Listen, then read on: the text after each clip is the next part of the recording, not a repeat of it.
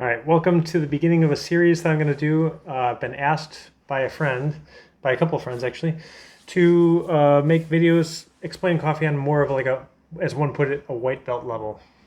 Just very basic level. It's easy for people who are just trying to understand coffee. Maybe it'll make it a little bit easier. So I'm going to use some kind of analogies and things like that. Hopefully, make it a little bit more fun and easier to digest. This video I want to talk about roast levels. Roast levels I think are really confusing because if you go into a grocery store, you're going to find a variety of roast levels, and they might all kind of look the same and taste the same when you open a bag. Same in like the major chains. If you go into a specialty coffee shop, you probably are not going to see a roast level on a bag. So this is where it gets a little bit confusing. It's like, well, I don't know. What's going on here? Okay. First of all, I want to talk about like grocery stores and the big chains. Okay. Now, you have to consider that they have to sell a consistent product. All right. And so there's only one way. Now, let's kind of use bread as an analogy for roasting. Okay. Let's call it toasting instead. So I want you to imagine for a second that you go into a restaurant, and that restaurant sources bread direct from one of the best bakers in the world who lives in the area. That baker uses just wonderful ingredients, really cares about the product. Okay, so you go into that restaurant and you order, let's say you can order bread with your meal. Let's say one day you order a sourdough bread. All right. That restaurant knows that sourdough bread tastes the best when it's lightly toasted. Okay, so they lightly toast it. They put it out. You take a bite, and wow, it's so amazing. You can just taste all the characteristic, the ingredients, like the quality. It's just an experience in itself. Let's say the next day you go into that same restaurant, and you decide to order a rye. Okay, now they know at the restaurant that to really bring out the best characteristics of that rye, they're going to medium toast that coffee. Now, the baker's done everything the baker can do to make the best bread, okay? And they're going to toast it to try to bring out the best of that bread, okay? So you have the medium toasted rye, and that is also amazing, you know. Now, let's say across the street, there's a large company, I mean, part of a chain. Let's say they got restaurants all over the world, and they have to have a consistent product everywhere. Obviously, they're not going to source from that local baker because that baker can't handle that kind of a volume.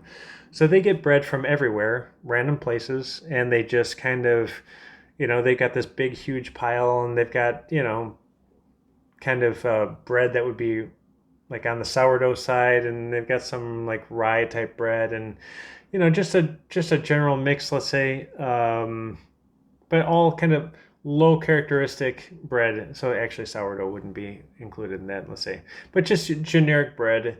But it's still from a lot of different sources, and they have to make it all taste the same. So what do? They got to burn it all, So they burn all the bread, and all burnt bread tastes the same. So boom, there we go. Then they package it and they ship it out, and it's done. Okay. By the way, this is a great reason to. I mean, like not only if you want coffee, it makes sense to, I mean, go local, you know, go good quality, healthy, you know, and great flavor. It's not that much more expensive to get like specialty coffee as compared to grocery store coffee. And after a while, I think grocery store and some of the bigger chains that we're talking about, it just becomes pointless to have coffee from those places. I mean, like, anyway, if somebody has that kind of coffee and they say, "Hey, would you like some coffee?" By all means, enjoy it. Enjoy it for what it is. But if you want to be more like environmentally responsible, and you want to help the local economy, and you really want to have like a great experience with coffee, then just I would go with specialty coffee. Okay, so all of the grocery store and all of the conglomerate chains are going to be dark roast. Now, I've had people come up to me and say, "Aha, you told me You can only find dark roast in grocery stores and places like that. Check it out. I got a light roast. And so they open the bag, and inside is just super dark roasted beans with like sometimes it's got like the oil on the outside because it's been like over dark roasted. I think the way that they determine roast level in some of these bigger places is they bring one of their employees into a room. There's post-it notes all over the walls, and they some say light roast, some say medium, some say dark. They blindfold the employee. They give them a dart, and they spin them around a couple times and say, "Okay, throw it." And they throw it, and they say, "Okay, the batch that we just burned is going to be this one's going to be a light roast today." Okay, so there we go. Put light roast on the package. Okay, so if you go to a specialty coffee shop, all right, you're probably not going to see a roast level, but you will see some things like tasting notes. All right, so just to give you an idea, different roast levels, just like different toast levels, are going to bring out different characteristics of different beans.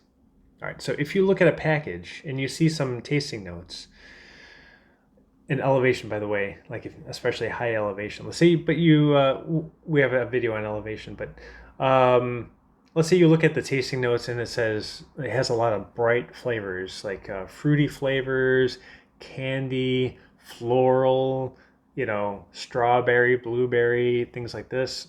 Acidic, like lemon, orange. Okay, those are probably going to be on the lighter roast side because those flavors are fairly delicate and they don't want to ruin the character of those flavors by over roasting.